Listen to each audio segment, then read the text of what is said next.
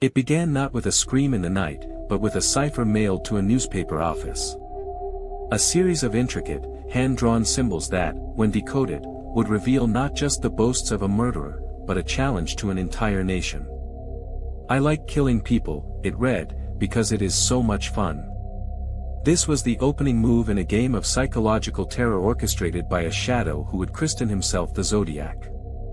He was not a specter of folklore, but a man of flesh and blood who walked among the sun-drenched communities of Northern California, a predator hiding in plain sight, his identity concealed behind a grotesque, hand-stitched executioner's hood and a moniker plucked from the stars. He promised to collect souls for the afterlife, and for years, he held a region captive, not with a weapon, but with a pen. This is the story of the ciphers that baffled the world, the letters that dripped with malice, and the cold cases that remain open, forever waiting for a name. Welcome to the Crime Ledger, where every page reveals a mystery. Before we dive in, write in the comments section where you are watching from, and if you are a true crime lover, don't forget to like, subscribe and turn on the bell icon, so you will never miss the next true crime stories. The air on the night of December 20th, 1968, held the crisp, metallic chill of a California winter. In the serene, rolling hills of Benicia, the darkness felt absolute, broken only by the distant, lonely lights of cars on the highway. For David Arthur Faraday, 17, and his sweetheart, Betty Lou Jensen, 16, it was a night for young love. They were good kids, Betty Lou, a diligent student with a shy smile, and David, a popular boy with a bright future. They had driven his Rambler to a secluded lover's lane known as Lake Herman Road, a gravel turnout overlooking the quiet waters, a place where the world felt far away. The radio likely played the soft rock of the era, a private soundtrack to whispered conversations and shared dreams under a blanket of indifferent stars. They were, in every sense, the picture of innocent Americana, their entire lives a promise yet to be fulfilled. The violence, when it came, was sudden, absolute, and utterly senseless. There were no screams heard, no struggle witnessed. Just the report of a gun, a .22 caliber, shattering the pastoral silence.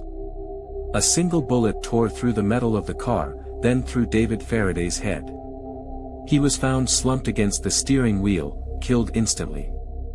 Betty Lou, in a burst of primal terror, managed to fling the passenger door open and run. She made it 10 feet. The killer, methodical and calm, followed her. He took careful aim and fired 5 times into her back. She fell face down on the cold gravel, her body creating a tragic asterisk on the landscape.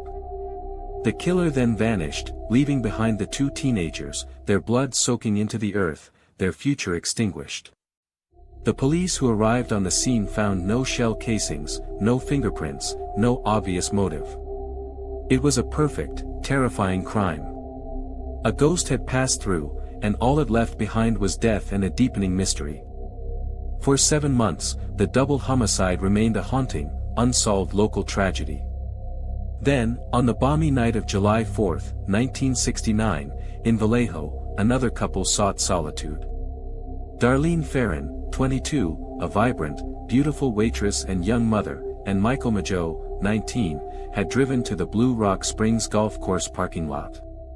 The air was still warm from the day's celebrations, the distant pops of leftover fireworks echoing like faint applause. Their conversation was interrupted by the slow approach of another car, its headlights sweeping across them before parking behind them. They assumed it was the police.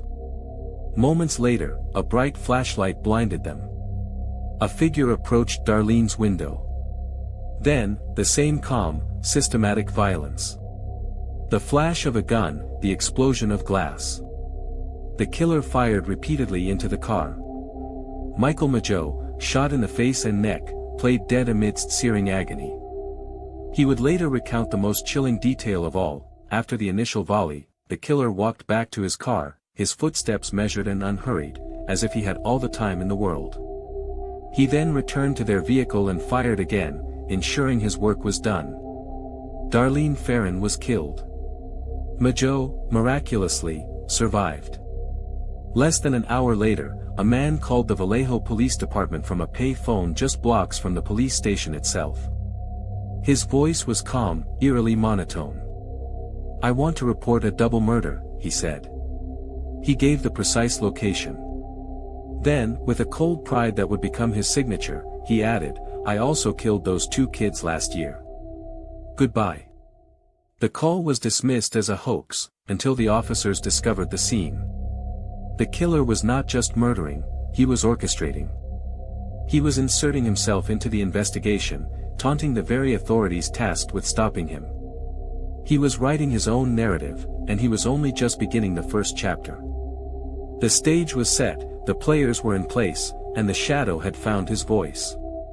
But his most audacious act of communication was yet to come, a message that would launch a nationwide manhunt and cement his legend in the annals of American crime. The hunt for the Zodiac was no longer a local matter, it was a national obsession, a real-life nightmare playing out in the headlines. The Vallejo Police Department, reeling from the brazen phone call, knew they were dealing with a new kind of criminal, one who craved the spotlight as much as he craved violence. The break, they hoped, would come from the public. And it did, but not in the way anyone expected. 3 Bay Area newspapers, the Vallejo Times-Herald, the San Francisco Chronicle, and the San Francisco Examiner, each received a nearly identical letter on August 1, 1969. It was this act that transformed a serial killer into the Zodiac. The letters were a masterpiece of malignant narcissism. "Dear editor," they began, "this is the murderer of the 2 teenagers last Christmas at Lake Herman Road. He detailed the murders of Faraday and Jensen and the attack on Farron and Majo with a cold, technical precision, including facts known only to the police, proving his authenticity." But it was the tone that was most unnerving.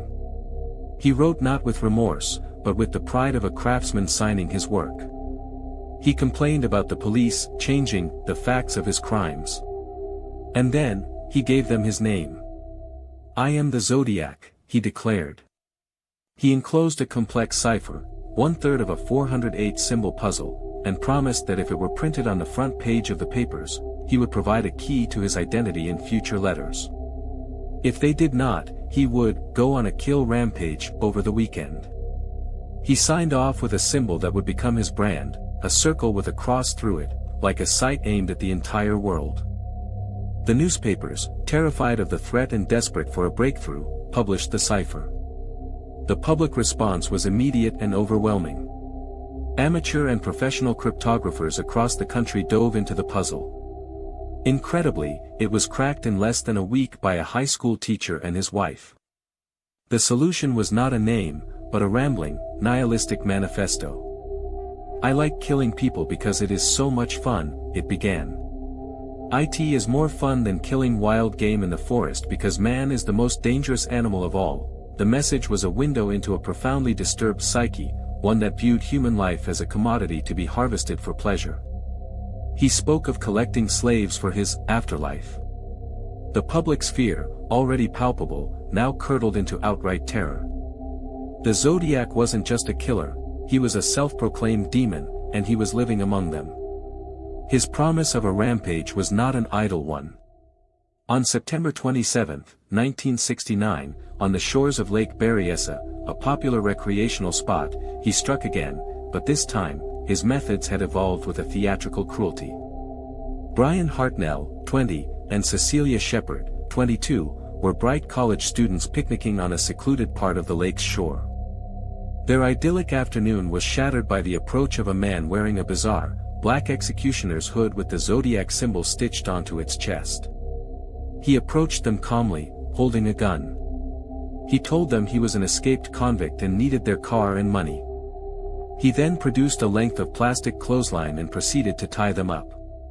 Assuring them he only wanted to tie them up so he could get away, he lulled them into a false sense of compliance. Then, as they lay helpless, he did something unspeakable. "I'm going to have to stab you," he said, his voice muffled by the hood. He then savagely stabbed them both multiple times.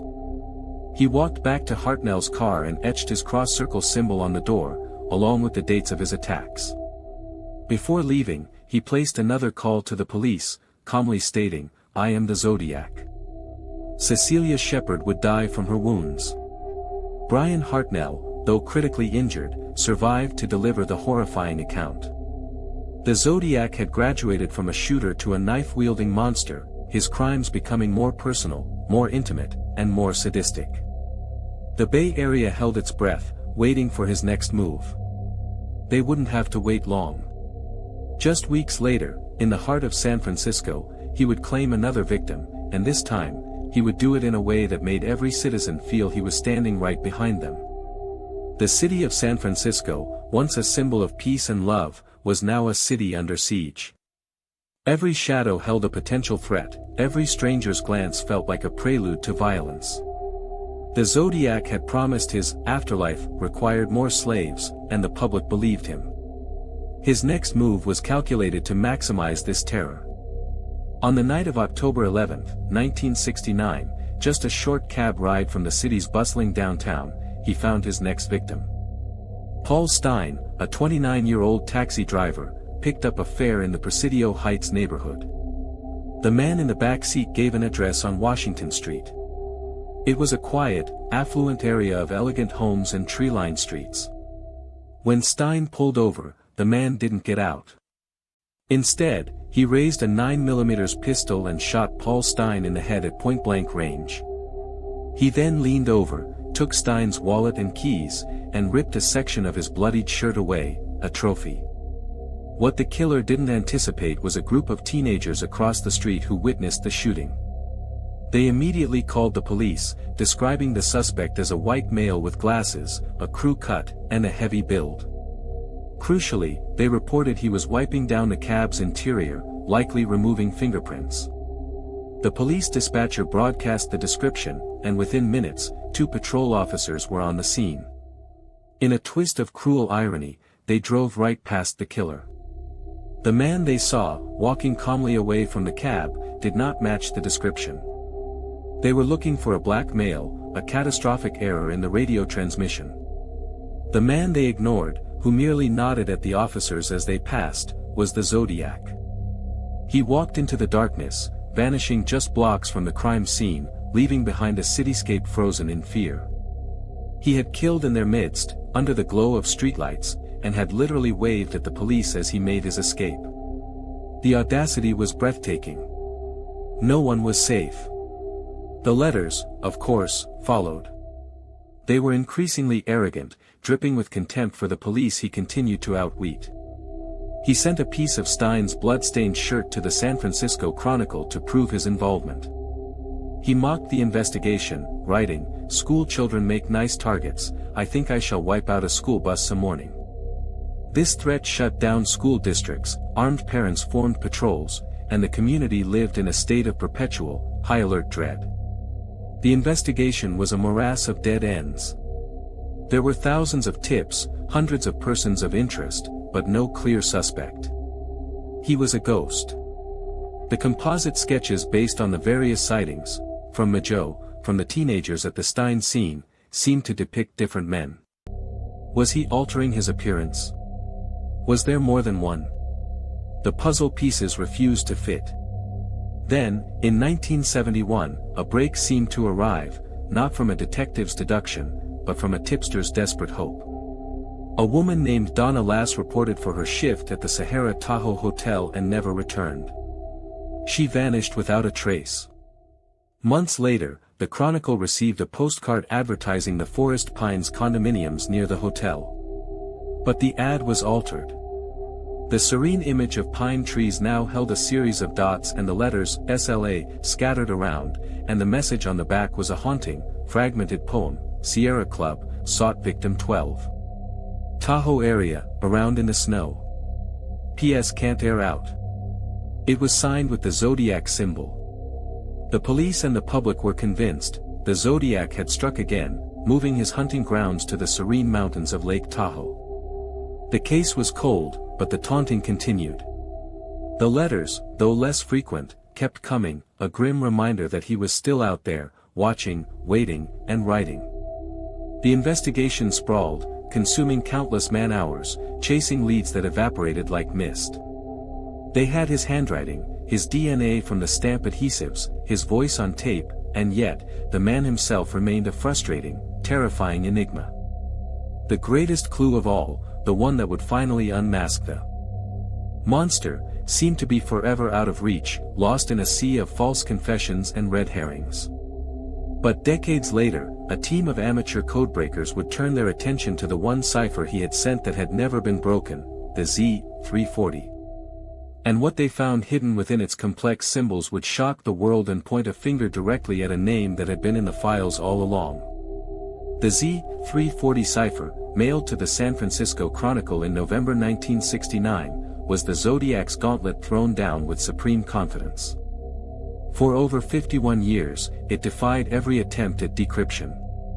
The world's greatest cryptographers, military intelligence agencies, and countless amateur sleuths battered themselves against its impenetrable wall of symbols. It became the white whale of the case, a tantalizing secret that many believed held the killer's name, his motive, or a map to his next atrocity. Its existence was a perpetual taunt, a monument to his perceived intellectual superiority. He had crafted a perfect lock, and the key had been thrown away. The investigation, meanwhile, stumbled through a fog of false leads and public hysteria. Every oddball, every disgruntled employee, every man with a fascination for codes was looked at. The case files swelled into an unwieldy mountain of paper, tips, and despair. The police were chasing a phantom who seemed to delight in their frantic, disorganized dance. He was always one step ahead, his identity protected by the very notoriety he cultivated. The pressure on law enforcement was immense and crushing. Detective Inspector Dave Toschi of the San Francisco PD, whose trademark quick-draw holster and relentless dedication made him a local legend, became the public face of the hunt. He lived and breathed the case, its horrors seeping into his dreams. He received letters from the Zodiac directly, each one a psychological gut punch designed to unnerve and provoke. The killer once wrote, "Toschi, that wasn't me on the TV show," referencing a popular program that had dramatized the case, a clear sign he was watching, consuming the media frenzy around his own legend. The effect on the investigators was a slow, corrosive burn. They attended the funerals of his victims, comforted families whose lives were atomized, and faced a press corps demanding answers they didn't have. The case was a maze with no center, a puzzle missing its most crucial piece. The Zodiac wasn't just a murderer, he was a psychological vampire, feeding on the fear of an entire region and the frustration of the men sworn to catch him.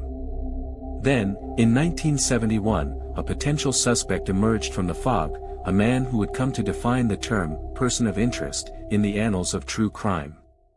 His name was Arthur Leigh Allen. The tip came from someone who knew him well, his own brother-in-law. Allen was a pedophile, a one-time schoolteacher who had been convicted of molesting a young boy. He was intellectually bright, with a known interest in codes, cryptography, and weaponry. He owned a watch engraved with the Zodiac symbol, a circle and cross, years before the killer made it infamous. He lived in Vallejo, near the first attacks, and his physical description, heavy-set, glasses, was a loose match to some of the composites. Most chillingly, a close friend of Allen's reported a conversation where Allen, upon being asked what he would do if he were the Zodiac, described in detail how he would use a flashlight taped to a gun barrel to aim at night, exactly as Michael Mageau had described. When police interviewed Allen, he was smug, condescending, and offered a seemingly airtight alibi for the night of the Paul Stine murder. He claimed he was hunting with friends at the ocean. The alibi checked out, and without physical evidence, the police could only watch him. But the suspicion never faded. He was the one that got away, the suspect who felt right in their bones, even as the evidence remained frustratingly circumstantial. The investigation into Allen intensified. In 1991, after Allen's death, a search warrant was executed on his home. They found a trove of unsettling items, books on codes and ciphers, a collection of knives, and a bloody knife hidden in a box. But the blood was too degraded for testing. They found hoods and homemade weapons. They found a phone book open to the page listing the attorney of Melvin Belli, a famous lawyer the Zodiac had once tried to call. It was all deeply suggestive, a collection of coincidences that stacked into a mountain of suspicion. Yet, the Holy Grail, a fingerprint match, a DNA sample, a handwritten letter that perfectly matched the Zodiac's unique script, remained elusive. Handwriting experts consistently cleared Allen. The one piece of physical evidence that seemed promising was a palm print lifted from the exterior of Paul Stine's taxi. It did not match Allen. For every step toward Allen, the case took 2 steps back into ambiguity. He was either the most likely suspect by a mile, or the most tragic red herring in criminal history. The letters, though their frequency dwindled, never fully stopped. They became a sporadic, malignant heartbeat reminding the world he was still out there. In 1974, he wrote to the Chronicle to complain about the movie Dirty Harry, which was loosely inspired by the case, calling it a bag of shit. He was a critic from the shadows. Then, in 1978, he sent one of his most chilling communications, a letter that seemed to suggest he was retiring, that he had collected enough slaves for the afterlife. The hunt grew cold. The public's fear gradually subsided, replaced by a macabre fascination. The case faded from the front pages, but it never died. It festered in the dark corners of the internet and in the determined hearts of a new generation of amateur detectives, all armed with technology their predecessors could never have dreamed of. They waited for the one breakthrough that would crack the case wide open. And in December 2020, that breakthrough seemed to arrive, not from a police lab, but from a team of private citizens working in their living rooms across the globe. The unbreakable cipher, the Z-340, had finally fallen. The codebreakers, using modern computing power and sheer ingenuity, teased a message from the symbols. The world held its breath, waiting for the name they were sure would be there. But the decoded message was not a confession or a signature. It was something else entirely, a rambling, nihilistic rant that echoed his first cipher: "I hope you are having lots of fun in trying to catch me. I am not afraid of the gas chamber." It was another taunt, a psychological victory from beyond the grave. The disappointment was palpable. Yet, the effort was not in vain. The decryption had created a Rosetta Stone for the Zodiac style. It provided a key that could be applied elsewhere, to other unsolved communications. And it led the codebreakers to look back at the very beginning, at the 3-part cipher he had sent with his first letter. They began to suspect that the police, and the public, had missed something. A tiny, almost imperceptible error in the original decryption from 1969, a single symbol misread, that changed the entire meaning of one devastating line. And hidden within that line was a clue so shocking, so personal, it threatened to point the finger at a suspect so unlikely, it would rewrite the entire history of the investigation. The revelation was not in a new cipher, but in a fresh look at an old one. The codebreakers, led by a team including David Oranchak, Jarl Van Eyck, and Sam Blake, turned their refined techniques onto the Zodiac's very first message, the 408-symbol cipher solved in 1969. For half a century, the world had accepted the decrypted text as gospel. But what if a mistake had been made? Working with a high-resolution scan of the original document, they noticed something previous cryptographers had overlooked. One symbol, tucked away in the sprawling grid, was ambiguous. It had been interpreted as a V, but its precise shape suggested it could be another character entirely. This tiny, seemingly insignificant detail was the loose thread. When they pulled it, the entire tapestry of the message began to shift in a profound and horrifying way. The disputed symbol appeared in a critical passage. The accepted decryption read, "I like killing people because it is so much fun. It is more fun than killing wild game in the forest because man is the most dangerous animal of all." The new analysis suggested the symbol was not a V, but something else, which altered the word, because. The sentence now read differently, but the true bombshell was yet to come. This correction created a chain reaction, forcing a re-evaluation of the symbols around it. And that's when they saw it. A sequence of symbols that had previously been decoded as a single, rambling sentence now resolved into something far more specific and chilling. It wasn't just a boast about killing. It was a confession layered with a deeply personal grievance.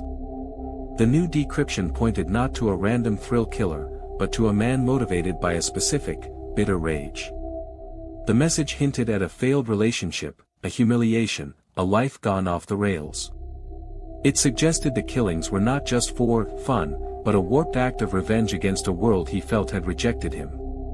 The cipher, the very foundation of the Zodiac myth, had been misread for decades, and its true meaning painted a portrait of a far more familiar, and therefore more terrifying, kind of monster, the wounded narcissist whose rage had metastasized into homicidal fury.